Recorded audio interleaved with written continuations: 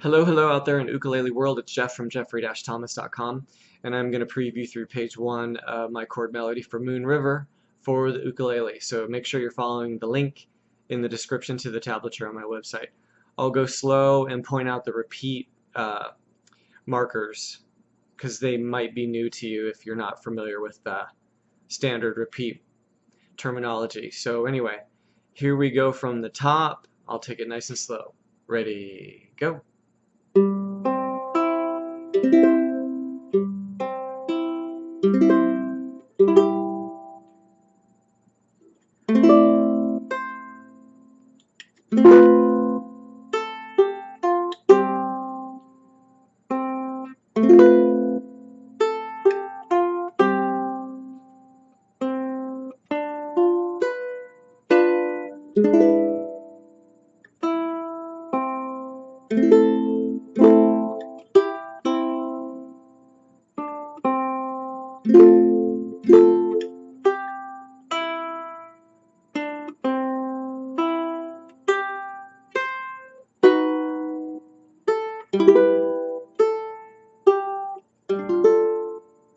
DSL coda, back up to the third measure of the top line, where that little dollar looking sign is, and we start from there.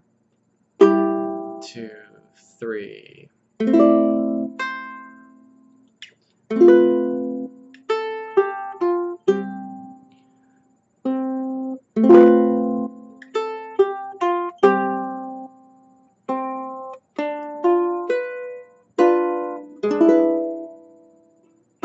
Okay, now we take the coda. 2,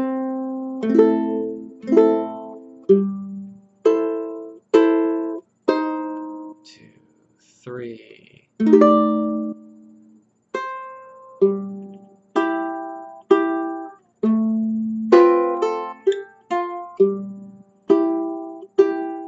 And then over to page 2.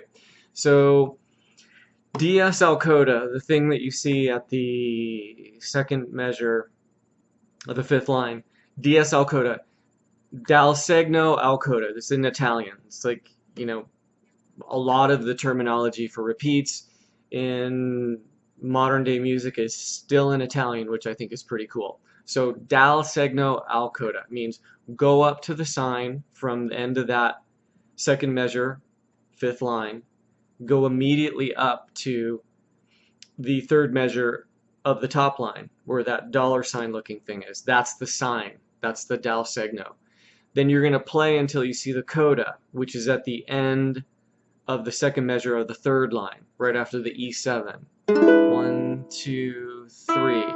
Then you simply go down to the coda, which is the third measure of the fifth line. I know I said simply, and a lot of people are like going totally confused, but hey, I didn't make up the rules. This is the way stuff is. This is the way the music world works with repeats, and I'm not making anything up that isn't in usage today, currently. So DSL coda is the dollar sign looking thing. Once again, when you hit the second measure of the fifth line, you're going to go back up to the third measure of the top line, play from there all the way through the second line, all the way through the first two measures of the third line, then you're going to jump down to the coda. This song is in 3/4, so I'll count a little bit for you as I play. So starting with the C chord, 1 and 2, 3, 1 and 2, 3, 1, 2, 3, 1, 2, 3, 1, 2, and 3, and 1, 2, 3, 1, 2, and 3, and so on and so forth. So all the rhythm is in the tab to have you playing correctly in time and counting properly.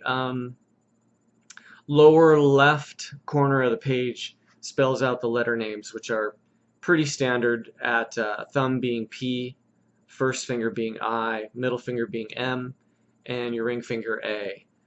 So there are, anytime I have a 4-note chord where I'm writing just a P there, that means that I'm just brushing down with my thumb there. Depends on how I feel, using the thumb like that or coming in for a block chord.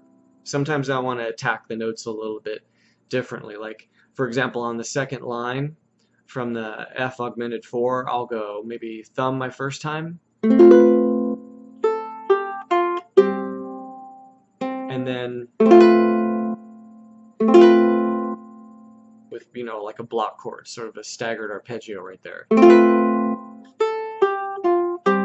But all of this, anytime you get past the strumming level, you're going to immediately be into dealing with the right hand and how that works for getting single notes to work or block chords to work, arpeggios, etc. So a little bit of work there, but definitely worth it, because on chord melodies it's going to be not the type of thing that you're going to strum. So you're going to immediately have to understand how the right hand works.